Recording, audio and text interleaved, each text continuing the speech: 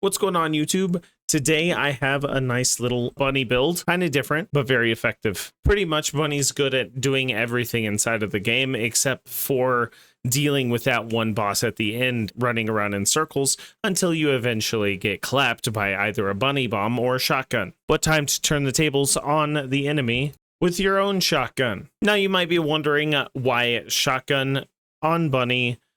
You're supposed to be running around zapping people. Why are you even using your weapon? There's a couple of reasons why Shotgun Bunny would be good. Side note, all black latex Sharon looks sick. Now there are a couple options to go about doing Shotgun Bunny. As you know, there is only one module for Bunny, and that is high voltage. We would very much like another module, but there just isn't one. So in case you are not sure how Bunny with high voltage works, essentially, you run fast, you build up stacks, and then you get a high voltage lightning arc that can arc up to 3 enemies at once and shocks 1 enemy at a time with 1 bolt. There are 2 flaws with this. One is that if you are facing an enemy with a ton of health, being able to only deal 1 electric shock to it is a detriment. But I bring you Shotgun Bunny. There is some tech with Shotgun Bunny that you should be aware of. One, the best shotgun currently is Executor. Smithereens is good, but Executor is the best. And that is simply because of its unique ability. Exaltation. Whenever you proc Exaltation, you essentially get a 100% crit rate, 100% critical hit damage, and 20% extra weak point attack. You proc Exaltation whenever you get the 3rd stack, and it looks like Executor's head, kind of. Upon proccing this, the 4th shot will electrocute the enemy, causing a 3% defense down debuff, which essentially does nothing, but it does electrocute the enemy. The ammo economy on heavy rounds in the game is not the best. However, we have a solution. I have a stat stick here. A stat stick is something you essentially replace all utility and damage with in order to provide some stats that you are required. If you have any general rounds weapon, it doesn't matter. I am using Excava because my reactor is an Excava mounted. You can get better stats than critical hit rate and critical hit damage, but it's what I'm going to use. On your stat stick, whichever weapon you choose for that to be, I recommend a better weapon weight, firing Fiesta, and recycling Genius. Alternatively, you can replace fire rate up with a reload insight if you don't want any damage from your gun. I refuse to put either an energy activator or a catalyst inside of Excava. For now, no, you cannot make me. The entire tech and entire build does not work unless you have firing Fiesta on your general rounds. It does not work with payout, and it does not work with spray and pray. The Annihilators are my favorite testing dummies. So I'll show you a full damage cycle. As you can see, there are 0 rounds in the Executor. This should give me around 7 rounds for free. We reload 3, 4, 5, 6, 7, and you'll see giant numbers, small numbers, tons of numbers all over the place. It is all millions and millions of damage. However, you will also need a good build on the Executor. There is a couple ways you can build the Executor. I prefer Real Life Fighter for not only kneecapping the Void Intercept bosses. Real Life Fighter does proc. You'll notice I have 10 stacks of Real Life Fighter from 1 round. That is because 1 round has 19 shells inside of the round. This is from shell up with shell capacity 33%. And the build on the Executor is as such. This is the build I want to run. This isn't necessarily the most damage that you can get out of the gun, but it suits all the purposes I want to run the Executor for. You'll notice Real Life Fighter and Weak Point Sight, as well as Chill Enhancement and Chill Priority. You could get slightly more damage by math if instead you have Chill, you put on Toxic. This is because poison stacks whenever you use it. However, the problem with this is that you will notice this enemy flinching all over the place. If you freeze them with Frostbite stacks, they get frozen in place and you can just smack their weak point. You cannot do that with poison.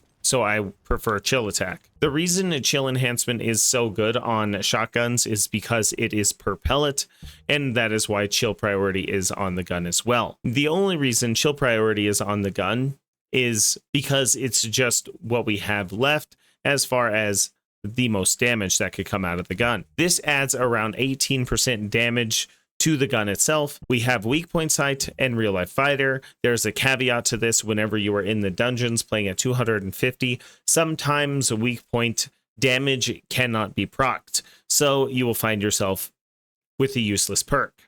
However, it does slap when you can use it, and it does work in the invasions.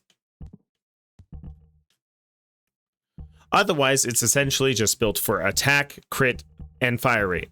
You don't need reload because the majority of the time you're shooting this gun, from Bunny's point of view, is every 15 seconds when you can. And then you continue your day. This is the concept of Shotgun Bunny. Now, you can use whatever reactor you want to use for Shotgun Bunny. I have Excava because I rolled a nice double gold with critical hit rate and critical hit damage on it.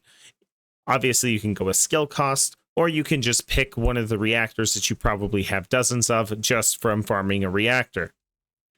I am rocking the Slayer set here.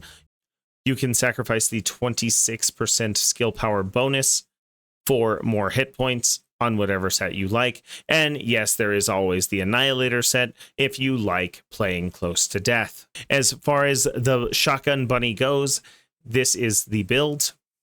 This is what I'm going to run the majority of the time. I don't really have an issue with MP, although if you find yourself having MP, HP Collector and MP Collector are the same socket.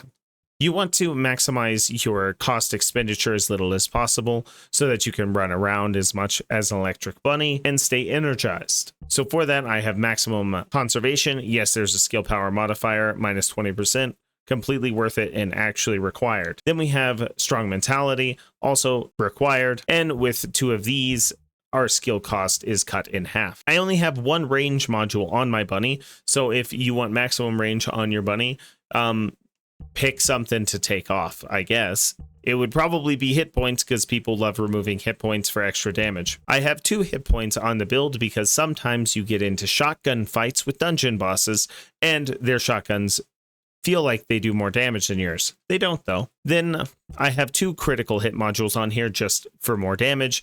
Biggest bang for my buck, it was the skill critical hit damage modules, skill insight, and skill concentration. Singular specialist and focus on electric give me just enough cooldown to have lightning emission almost always proc. I miss 1 rotation of the shock, which I'm fine with losing. If you'll notice, lightning emission duration is 20 seconds long and the cooldown is 20.7.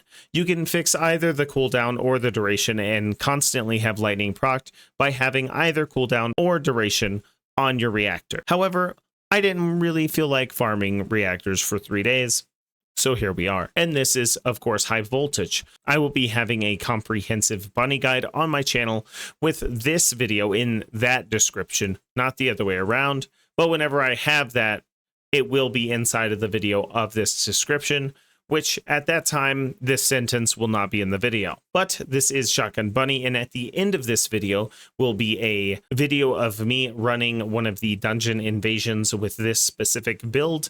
And right now I will go fight the Devourer and bully him as is customary inside of the First Descendant.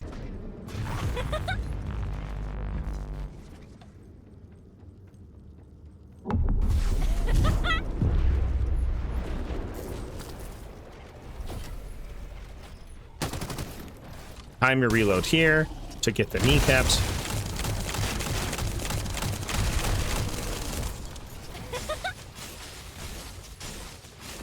You can supplement with ultimate power.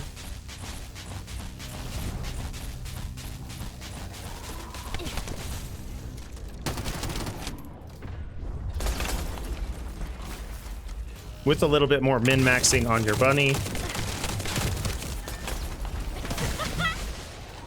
you can do more damage with your skills.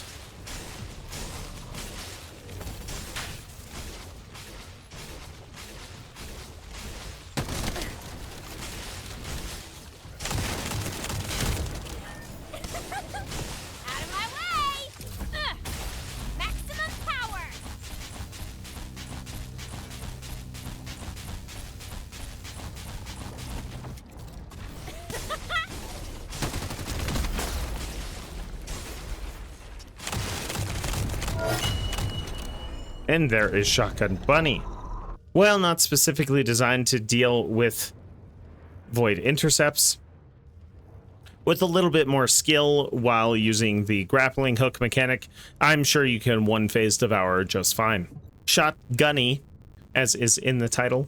Super fun build. This is probably just going to be how I run Bunny from now on until something either more fun or way better comes out. I, of course, have to do the give me a protection money Bunny costume with the silver blazer, because what kind of mob boss doesn't dress like a schoolgirl? Hope y'all enjoyed the video. Check out my channel if you like the way I do things. Consider subscribing. This build's super fun. I made this video and do a ton of testing on Twitch. If you are a Twitch watcher, link in the description. Y'all have a sick day. Peace out.